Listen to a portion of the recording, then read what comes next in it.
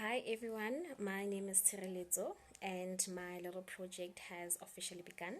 So for those of you who saw my first video, you'll remember that I basically gave an introduction on what I'll be doing and why I'll be doing it. This is basically just me raising awareness and information on anything that's related to mental health. So I finally came out with a name for my channel or for my little project, and I'm gonna call it the mental health space. As I said from the first video, I'm just a student in the field of psychology. I'm not registered with any board. I'm just a counselor as well. So whatever I'm sharing on this platform is from my experience as a student, as a counselor, and as a member of society.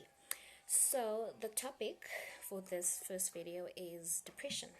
So I'm just going to talk about generally, it's just general information, nothing too clinical, nothing too deep, just general information to get you guys started. For those of you who don't know much about it, to give you an idea, right? I'm going to just talk about what it is, what symptoms to look out for, and where you can go if you are going through, if you think that you may be displaying symptoms of depression, or if you think that you may actually be depressed. That's all I'm going to do. I'll also be putting links on like where you can get links and other information on where you can read up or where you can get help, where you can go and stuff like that. Right, so depression, it's important to understand and just understand that depression is a mood disorder.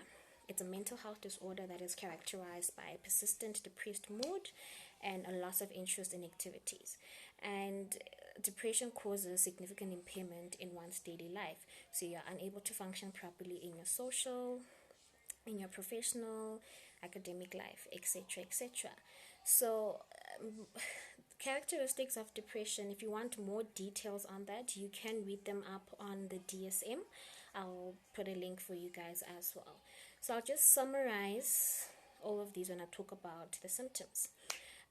So people generally use depression to refer to feeling sad, low, or unhappy, right?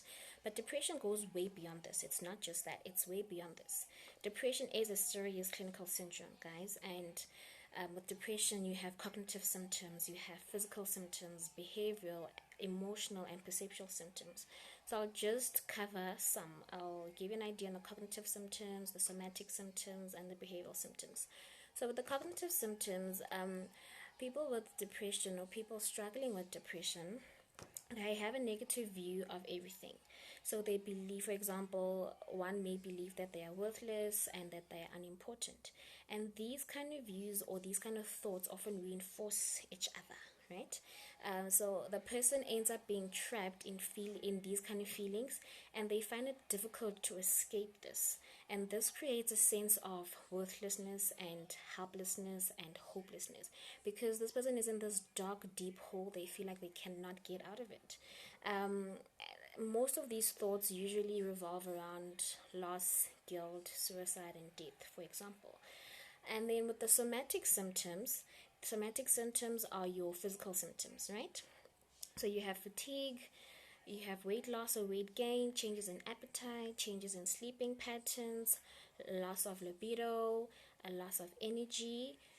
So that's just some of the somatic symptoms. And then you have the behavioral symptoms, right?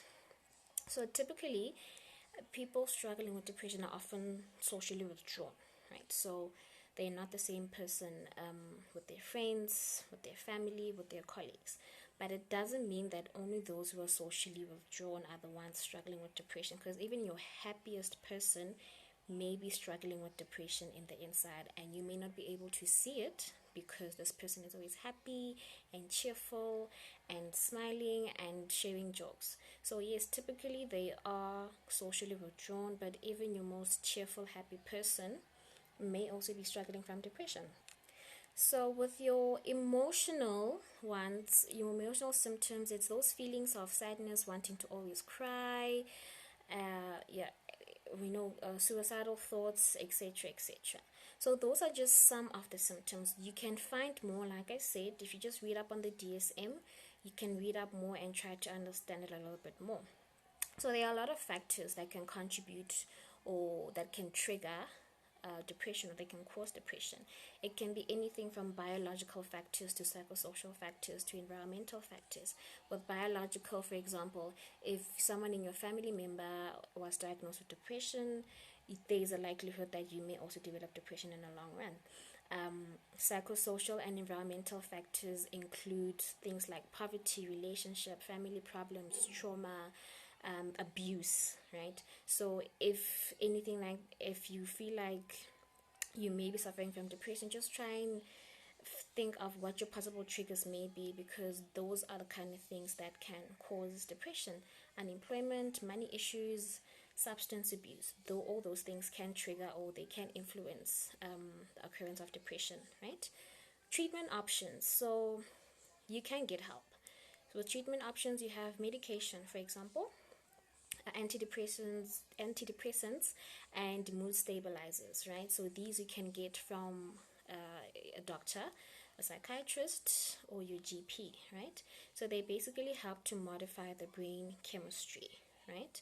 And then you have therapy and counseling. You sit down, you speak to a mental health professional, and you just work through whatever it is that caused the onset of your depression.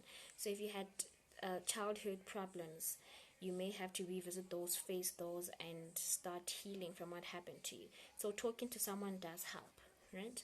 And then I always say to people, self-help tips.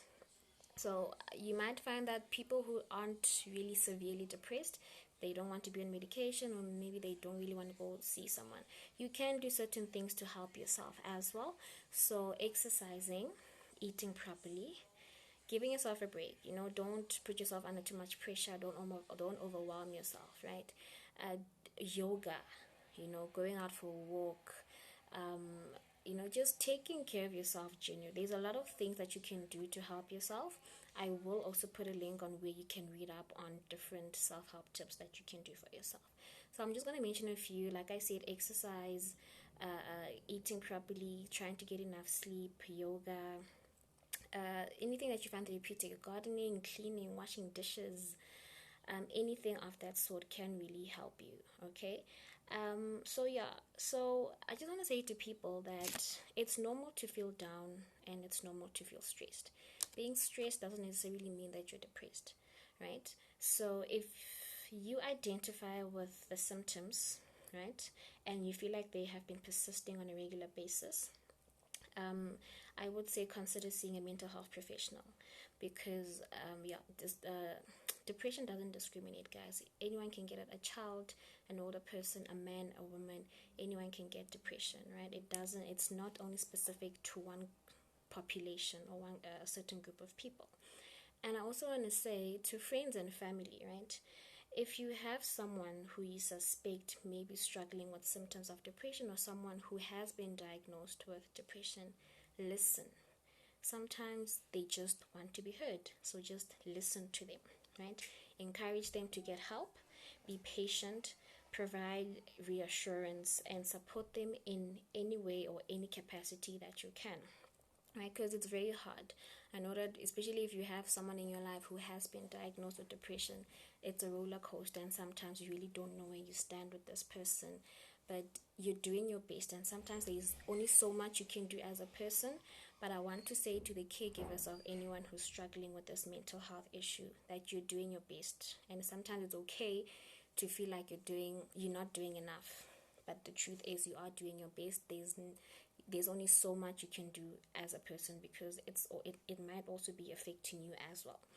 So yeah, guys, that's all I have for now on this specific topic. I will put links below where you can read up on some more information on the issue, on the self-help tips, because I find them really, really, really helpful. So yes, thank you for watching, and I hope you guys watch my next video on our second topic. I'm still deciding on whether it should be on substance abuse or anxiety or suicide. So I just need to prepare for that as well. So yeah, thank you guys. Bye.